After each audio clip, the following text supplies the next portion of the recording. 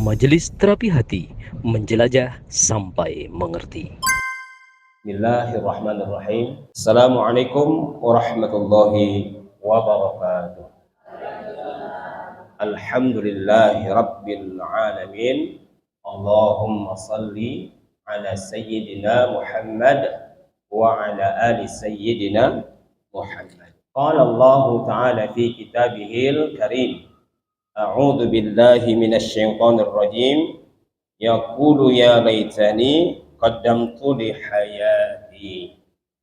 Sadaqallahul azim wa sadaqallahun nabiyyul karim wa nahnu ala zalika minasy syahidin wasyakirin walhamdulillahi rabbil alamin. Apa kabar Bunda dan Ayah sekalian? Alhamdulillah. Masya Allah. Luar biasa. Qalbun salim. Inilah yang menjadi tujuan kita, ya. Karena kalau yang jawab tadi lisan. Nanti kalau sudah jatuh tempo, lisan tadi sudah tak bisa lagi mengucapkan ucapan apapun, ya. Jadi itu semua nanti akan jadi bangkai, ya kan? Akan jadi bangkai, mulut jadi bangkai, kulit tuh semua jadi bangkai. Alhamdulillahi rabbil alamin. Hari ini bulan dan hari yang mulia. Bulan apa? Bulan Muharram. Di antara 12 bulan yang Allah takdirkan, ada 4 bulan yang suci. Ada 4 bulan yang mulia, termasuklah bulan yang hari ini Allah berikan kesempatan kepada kita untuk bernafas, untuk hidup. Bulan apa? Bulan Muharram. Ada 3 bulan lagi yang mulia selain Muharram. Zulqa'datul Zulqaidah, Zulhijjah, Muharram, lompat ke bulan Rajab. Ya. 1446 sudah kita lewati. Hanya saja belum sempat kita untuk ingat ibadah apa saja yang sudah kita kerjakan. Sudahkah kita taat di 1446 Hijriah kepada Allah Subhanahu wa taala? Ya. Oleh sebab itu Allah berikan kesempatan kepada kita sekali lagi di tahun ini 1447 Hijriah. Kalau kemarin, ya, dapat flyer Inna lillahi wa inna ilaihi raji'un. Ya, jemaah majelis terapi hati. Ada yang sudah duluan menghadap Allah, berpulang ke rahmatullah. Dan kita tidak tahu, ya. Dan kita tidak tahu apa yang akan terjadi oleh kita esok hari. Ada yang tahu? Nggak ada yang tahu, karena memang Allah jelaskan dalam Al-Quran surah Luqman ayat 34. Ada 5 rahasia yang nggak bisa diketahui oleh kita manusia. Hanya Allah Subhanahu wa taala yang tahu. Ya, Quran surah Luqman ayat 34. Salah satu di antara kelima itu yang pertama adalah Yaumus Sa'ah. Apa itu? Hari kiamat. Nggak ada yang tahu.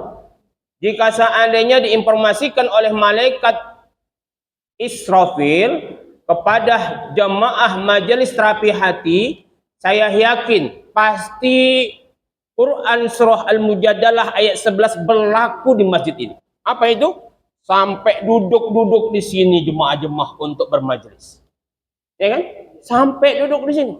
Nggak akan mungkin ada yang ompong-ompong di belakang. Bapak-bapak nggak mungkin hanya 4 orang, penuh semua di sini.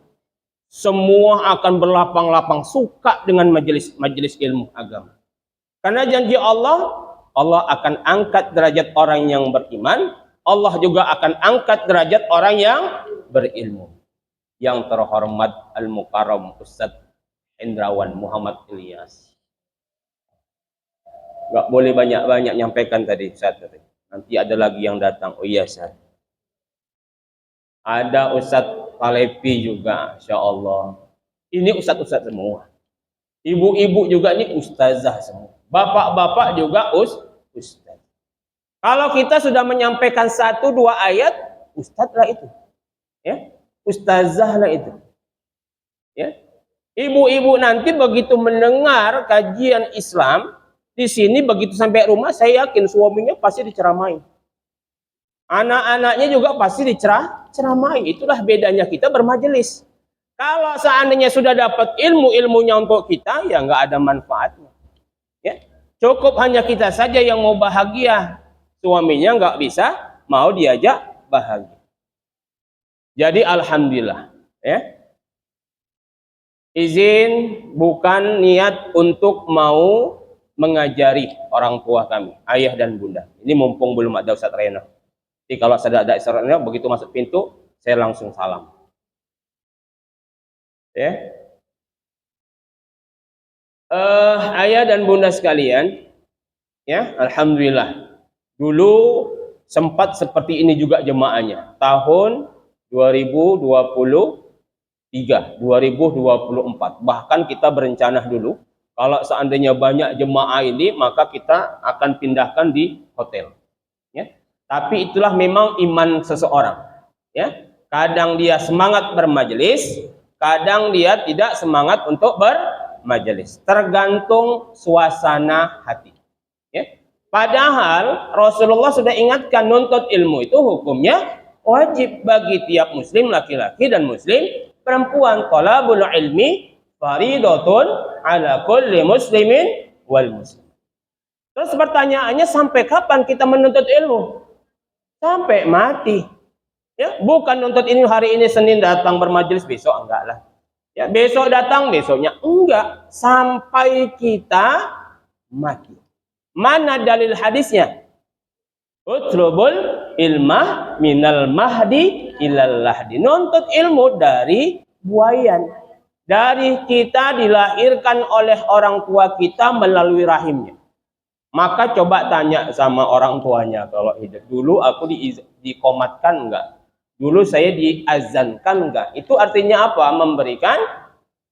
Memberikan ilmu dasar buat kita. Begitu lahir ke dunia, yang didengarkan pertama sekali itu adalah kalimat Allah Subhanahu wa Ta'ala. Jadi nggak pernah putus. Ya. Terus saya sudah tua misalnya, nggak perlu lagi nuntut ilmu. Yang tua itu yang harus nuntut ilmu. Main tinju, pernah lihat main tinju ibu-ibu? Kalau bapak-bapak pernah tinju. Kalau main tinju itu ya ada ronde 1, ronde 2, 3, sampai 4, 5. Sekarang targetnya ronde 3. Setiap pemain tinju itu ronde ketiga dia harus kalah. Biasanya kalau pemain tinju itu kalau ronde pertama masih mengetahui dulu permainan lawannya. Masih pelan, masih santai. Ronde kedua mulailah panas karena sudah dipukul kan. Ronde ketiga tambah lagi panas. Ronde keempat semakin speednya semakin bertambah, semakin kuat. Sama seperti kita ini. Jangan kita terbalik. Masa muda nggak digunakan untuk taat kepada Allah. Masa tua yang waktu kita untuk dipanggil Allah semakin lemah. Kalau orang Inggris bilang semakin lembek keimanannya. Semakin tidak kuat keimanannya kepada Allah. Terbalik. Ya? Padahal coba perhatikan. Dulu kulitnya kencang semua. Giginya masih utuh semua. Makan kacang tojin, Pak, silakan dimakan. Makan roti masih kuat. Ya? Makan rendang kemarin ketika kurban masih kuat. Coba kalau sekarang. Nggak bisa. Bisa giginya, tapi yang nggak tahan imunnya, kekuatan badannya. Takut apa? Kolesterol. Takut asam urat. Loh, kalau dulu masih hebat dan kuat. Ya kan? Itu artinya apa? Nikmat Allah itu sudah mulai diambil semua. Tapi nggak sadar. Yang sadar adalah ibu-ibu yang soleh-solehan. Masya Allah, alhamdulillah. Saya tanya, Ustadz, biasanya bagaimana jemaah kita? Biasanya penuh Ustadz sampai depan. Oh, ini mungkin karena datang dari Medan, ya, nggak datang. Ya, biasanya banyak Ustadz yang datang. Alhamdulillah. Ya. Jadi jangan pernah bosan bermajelis. Bermajelis nggak cukup di MTH. Di semua tempat kalau ada majelis, dia majelis Quran, ya, memang landasannya Quran dan hadis Rasulullah, maka tetap harus ikut untuk belajar. Nah, hari ini tadi dapat ilmunya, ya, dari Ustadz Falepi, ya. Kemudian tadi di pembukaan kita buka Al-Quran surah Luqman ayat 34. Rahasia Allah termasuk salah satunya tadi apa? Hari kiamat. Kemudian yang kedua, hujan. Ya, jadi kalau misalnya ada pawang hujan dan sebagainya, yaitu ya wajar-wajar saya usaha manusia. Tapi yang menentukan hujan itu bukan pawang hujan. Ya. Yang bisa menahan hujan itu bukan juga pawang hujan. Walaupun mengatakan ada pawang hujan punya remote hujan itu nggak benar. Ya. Mendahului takdir Allah Subhanahu wa taala. Yang punya remote segala remote itu hanya Allah Subhanahu wa taala. Walaupun cuaca mendung, tapi kalau memang takdirnya belum hujan ya juga tidak hujan. Karena yang menentukan itu adalah Allah. Kita cuma bisa meminta. Kemudian yang tiga, ya. Sekarang ada musim USG, apa namanya? Kalau mau melihat anak itu USG ya. USG sampai apa? 4 dimensi sampai 5 dimensi. Kadang-kadang meleset juga. Ya memang itu manusia. Ya. Dilihat sama dokternya, oh ibu selamat. Ini, itu bayinya laki-laki katanya. Ini tandanya. Rupanya ketika begitu lahir meleset. Bayinya berapa? Itu rahasia Allah subhanahu. Ya. Rahasia Allah. Nah yang keempat, yang kelima ini yang harus kita ketahui. Apa itu setelahnya? Kita nggak akan ada yang tahu hal apa yang terjadi besok hari. Nggak ada yang tahu. Ya, mau kita sehat, mau kita sakit, dimanapun kita berada, kalau sudah jatuh temponya, masuklah yang kelima tadi. Apa kelima? Kita nggak tahu di bumi mana Allah akan mencabut nyawa kita. Ini kata Allah, bukan kata saya. Kalau saya ngomong, kadang-kadang banyak PHP-nya. Tapi kalau Allah yang mengatakan, nggak pernah Allah PHP. Tahu ibu PHP? Pemberi harapan palsu. Itu kata Allah. Ya. Oleh sebab itu, karena kita tidak tahu hal apa yang akan terjadi esok hari, sekarang Allah berikan kesempatan kepada kita untuk hidup. Apa yang kita lakukan? Beramal soleh. Ya. Beramal soleh. Ya. Kemarin saya dibisikin sama orang yang sudah meninggal. Oh hebat. Apa katanya? Mereka Pak yang sudah meninggal itu pengen balik ke dunia. Pengen balik ke dunia. Nah kita masih di dunia. Belum ke alam barzah. Mereka pengen balik ke dunia. Ayatnya mana tadi? Al-Quran surah Al-Fajr. Surah ke-89 ayat 24.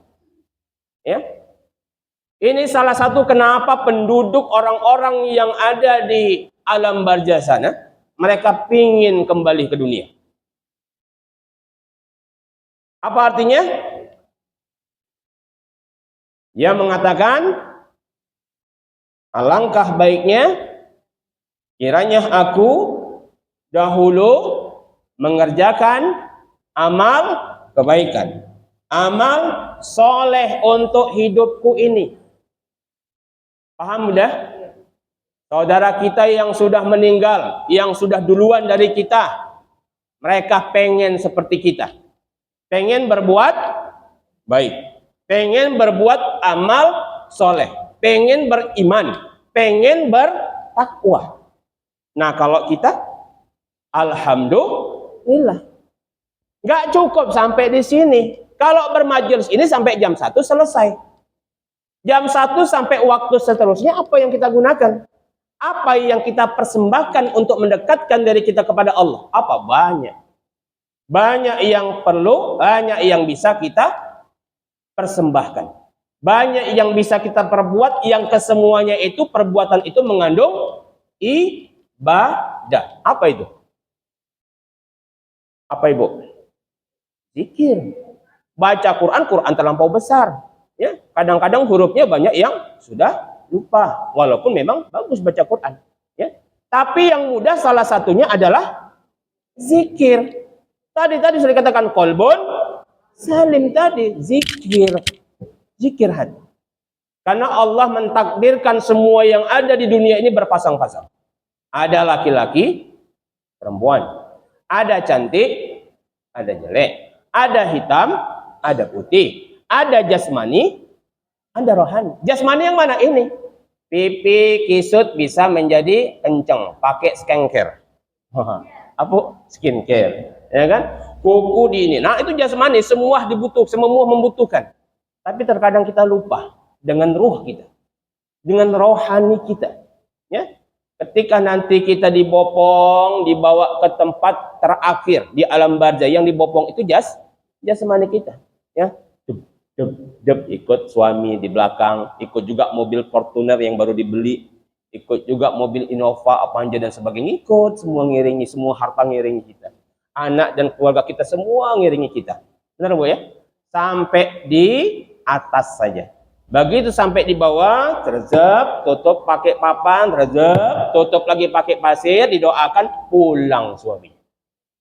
Pulang suaminya, pulang anaknya, pulang semua, nggak ada yang menemani kita. Kecuali apa? Amal soleh kita tadi. Termasuklah hari ini mudah-mudahan menjadi bagian amal soleh kita. Amin. Ya Rabbal Alamin. Itu pasti kita lalui. Semua, mau dia yang kaya, mau dia yang miskin, mau dia ulama, mau dia kiai, mau dia seperti kita ini, semua kita akan melewati fase itu. Kullu nafsin dha'iqatul maut, summa ilaina turja'un. Semua kita ini akan kembali kepada Allah Subhanahu wa taala. Enggak ada yang kekal. Apalagi kalau sekarang ibu-ibu ya yang sudah usia 60, usia 70, apalagi yang mau diharapkan? Anak sudah mapan semua.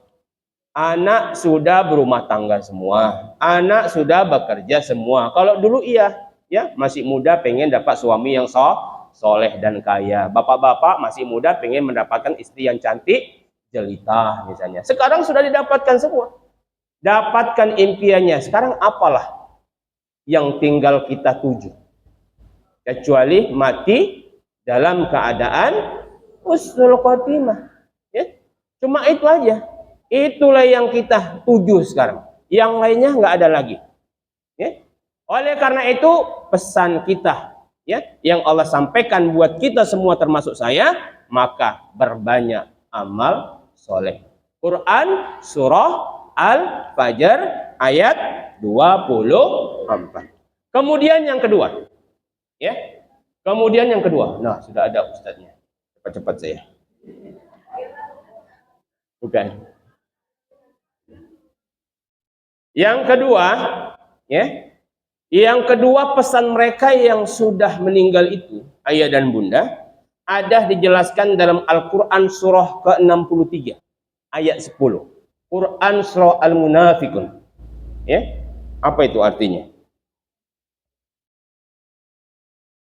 Surah ke-63 ayat 10. Atau Quran surah Al-Munafikun ayat 10. Dan infakkanlah sebagian dari apa yang telah kami berikan kepadamu sebelum kematian datang kepada salah seorang di antara kami. Lalu dia berkata atau bersabda, ya Tuhanku, kiranya engkau berkenan menunda kematianku sedikit waktu lagi, maka aku dapat bersedekah dan aku akan termasuk orang-orang yang Nah, itu ibu sedekah. Jadi kalau ibu-ibu diajari pasti sudah tahu. Kalau misalnya sedekah di mana itu? Quran surah Al-Baqarah ayat 261. Kepada siapa? Ada 5 ya. Satu kepada orang tua. Kemudian yang kedua kepada kerabat. Tahu kerabat ya? Keluarga. Kemudian yang ketiga baru kepada yatim. Keempat miskin. Baru kelima Jadi ternyata sedekah ini sangat luar biasa. Memang benar, nggak ada orang yang meninggal itu bawa kekayaannya, nggak ada orang yang meninggal itu bawa mobil barunya. Bahkan kemarin harga emas melonjak sangat tinggi, nggak ada juga yang bawa emasnya, ditinggal semua. Yang kita cari sehari semalam dengan tenaga yang sangat luar biasa, kita kumpulkan semua harta kita, ketika kita mati nggak ada yang kita bawa. Nggak ada yang kita bawa, kecuali kalau harta yang kita miliki kemudian kita pergunakan untuk di jalan Allah Subhanahu wa taala. Itu bisa menjadi sedekahun jariyah. Apa itu? Sedekah jariyah. Sedekah jariyah itu sedekah yang pahalanya terus mengalir. Ya, walaupun kita sudah tiada, seperti ibunda semua, ya, datang ke masjid dilihat, ya. Perlu enggak misalnya di masjid MTH ini untuk air minum misalnya. Nah, itu Masya Allah dipergunakan. Ya, akan mengalir pahalanya. Perlu enggak Al-Qur'an di sini kemudian diinfakkan Quran. Ya. Perlu enggak di sini mikrofon yang bagus supaya kalau ustadznya ngaji semakin bagus suaranya, itu juga akan bisa menjadi sedekah jariyah. Banyak ya, banyak tempat-tempat yang membuat sedekah itu menjadi sedekah jariyah. Ingatlah dengan hadis yang sahih. Hadis Rasulullah sallallahu alaihi wasallam, "Iza mata ibnu Adam in qata'a amalu illa min salasin shadaqatin jariyatin au ilmi yuntafa'u bihi au waladin salihin yad'u lahu." Ini hadisnya sahih. Ya, tambah lagi tadi ayat Al-Qur'an jelas-jelas menggambarkan kepada kita, menjelaskan kepada kita tentang masalah sedekah. Sedekah, ya. Jadi apa yang kita miliki supaya bermanfaat, supaya bisa menjadi jariyah, keluarkan di jalan Allah. Ya, ke rumah tahfiz, ya, kemudian ke pondok pesantren. Tidak semua memang sudah ada takarannya, ada ukurannya. Enggak boleh juga semua. Aku sedekahkan, enggak boleh. Ya, ada takarannya, ada hitung-hitungannya. Ya, oleh sebab itu maka kita enggak boleh pelit-pelit, enggak boleh pelit. Karena kalau kata orang dulu, pelit-pelit kuburannya sempit. Ternyata memang benar, di kubur nanti sempit orang yang pelit. Ya, banyak hartanya tapi hartanya nggak pernah digunakan untuk sedekah. Banyak hartanya tapi nggak pernah digunakan untuk di jalan Allah Subhanahu wa taala. Maka hitung-hitunglah harta bapak dan ibu semua. Ya, hitung-hitung harta bapak dan ibu semua. Kalau ada pembangunan masjid, ada pembangunan rumah tahfiz, pembangunan madrasah, silakan disalurkan. Silakan disalurkan. Karena tadi apa? Kembali kepada tadi Al-Qur'an surah Luqman ayat 34. Apa itu yang keempat? Nggak akan ada yang tahu hal apa yang akan terjadi esok hari, nggak ada yang tahu. Ya, itu kata Allah. Ya. Maka orang yang sudah meninggal itu luar biasa Bapak Ibu. Kenapa? Mereka sudah lolos duluan, fase dunia. Kalau bunda, kalau ayah, kalau kita semua nggak ada yang tahu. Di bumi mana Allah akan mencabut nyawa kita? Apa kita lagi naik kereta, naik motor? Di Medan kereta bahasanya. Naik motor. Ya. Apa mungkin kita lagi masak? Atau mungkin kita lagi tidur? Atau mungkin lagi dalam perjalanan? Nggak ada yang tahu. Maka kita berdoalah sama Allah. Kiranya senantiasa dijaga Allah, kemudian mati dalam keadaan yang baik, di tempat yang baik, di waktu yang baik. Syukur-syukur ketika melaksanakan ibadah haji. Amin. Syukur-syukur ketika melaksanakan ibadah umrah. Amin. Syukur-syukur ketika sedang sholat. Syukur-syukur ketika sedang zikir. Syukur-syukur ketika sedang membaca Al-Quran. Amin ya rabbal alamin. Jangan pula pas datang malaikat Ijrail lagi gibah. Ya. Tahu gibah? Lagi menjelek. Selamat datang Ustadz Haji Reno. Ya. Jangan sampai ketika kita dipanggil oleh Allah Subhanahu wa taala dalam keadaan di tempat yang maksiat. Kalau ibu-ibu jarang, yang sering itu bapak-bapak di sebelah kiri. Di kanan, kalau kiri kosong nanti ya. Kalau ini soleh-soleh semua bapak-bapaknya. Amin ya rabbal alamin.